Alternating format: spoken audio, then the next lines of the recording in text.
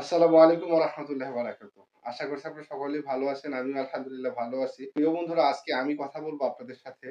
আপনাদের অনেকেই ডায়াবেটিস সমস্যা। তো ডায়াবেটিসের সমস্যার জন্য পার্মানেন্টলি হোমিওপ্যাথিতে আপনি যে ওষুধটা সেবন করতে পারেন, আপনার এই ওষুধটা কিন্তু নিয়মিত সেবন করতে হবে। তাহলে আমি আপনাদেরকে ২ টা ওষুধ বলব।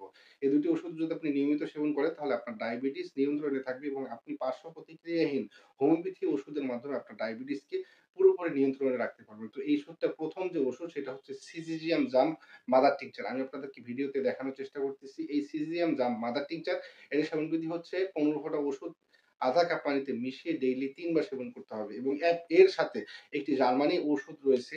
খুবই একটা চমৎকার প্রোডাক্ট, একেবারেই জার্মানি ওষুধ সিল প্যাক। এই ওষুধটা হচ্ছে গ্লুকোরেট। একটু ভালো করে খেয়াল করে দেখুন। এই যে অ্যাডেল 18 বা অ্যাডেল 18 এই গ্লুকোরেট এই ওষুধটা হচ্ছে ডায়াবেটিসের সাধারণ একটি প্রোডাক্ট। আর এই প্রোডাক্টটা এত ভালো যে এই প্রোডাক্টটা আসলে চাহিদা বেশি হওয়ার কারণে মার্কেটে অনেক সময় শর্ট থাকে।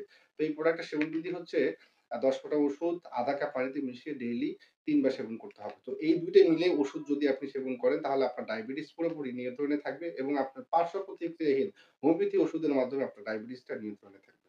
ভালো থাকুন, সুস্থ থাকুন। আসসালামু আলাইকুম ওয়া রাহমাতুল্লাহ।